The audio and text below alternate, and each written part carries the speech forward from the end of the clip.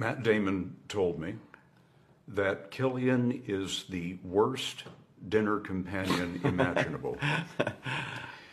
What he meant by that was that when you're working on a film, when you're being the character, there's very little room in your head for anything else.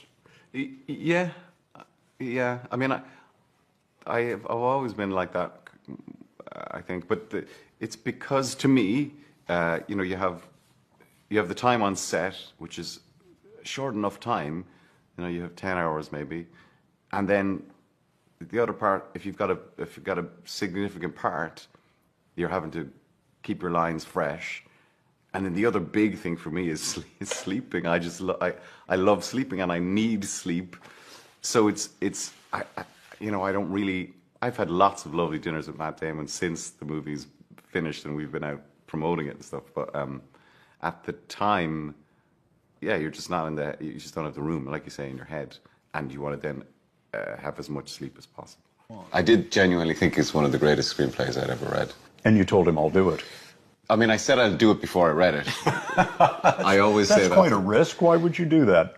It's always paid off for me, you know, in every film that I've worked with him on. I remember at one point I said to Chris, Chris, there appears to be, he appears to speak Dutch here, and I think he's giving a lecture in Dutch here. What are we going to do about that? And Chris said, you mean, what are you going to do about that? I think instinct is your most powerful tool that you have as an actor.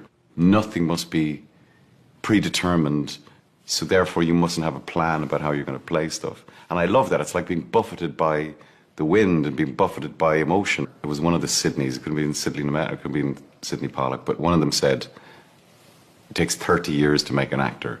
It's not just technique and experience and all that, it's maturing as a human being and trying to grapple with life and figure it out and all of that stuff. So by the time you've been doing it for 30 years, you've all of that banked, hopefully.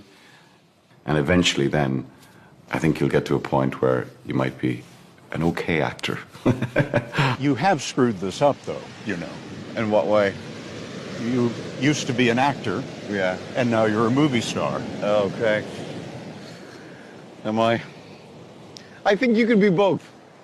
You know, I've never understood that term, really, movie star. I've always just felt like I'm an actor. That's, I think, a term for other people rather than for me.